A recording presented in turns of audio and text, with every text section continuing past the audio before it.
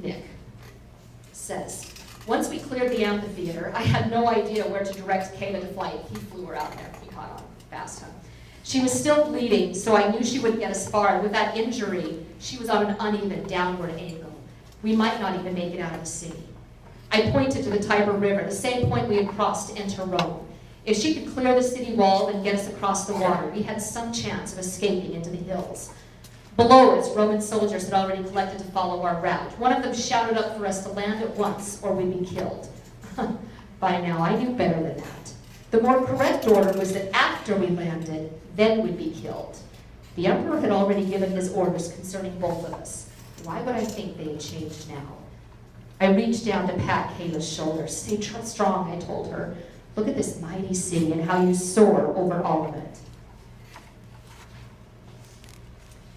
Suddenly, I heard a whoosh past me and saw an arrow fly through the air. Soldiers had taken to the rooftops and were shooting us from there. Higher, Kayla, I ordered.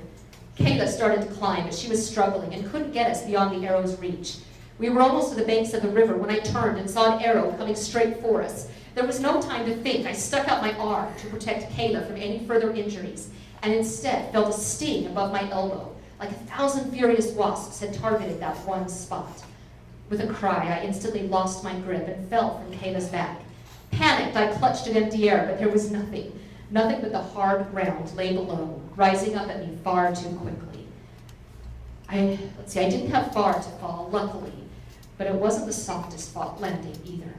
I rolled to my side and tried to draw in some air. My hands sank into mud, and I realized I was still on the city side of the Tiber River. On my best day, I couldn't swim across. And the way I felt now, I wouldn't make it 3 feet into the water before the current carried me straight into the underworld.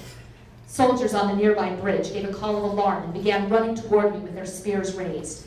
Kayla, somewhere overhead, had vanished. With her injury, I wondered if that was the last I'd ever see of her. My arm was still burning, and I rotated it to see how bad it was. The tip of an arrow was stuck in my flesh, though most of the shaft had broken off in my fall. I couldn't run this way, so with my left hand, I grabbed the remaining shaft and yanked. It hurt enough that I screamed, drawing the soldiers to the very spot where I had fallen. They edged down the steep bank with drawn swords. I had to move. Dizzy with pain, I ran. My left hand was clasped tightly over the wound, but blood still dripped between my fingers.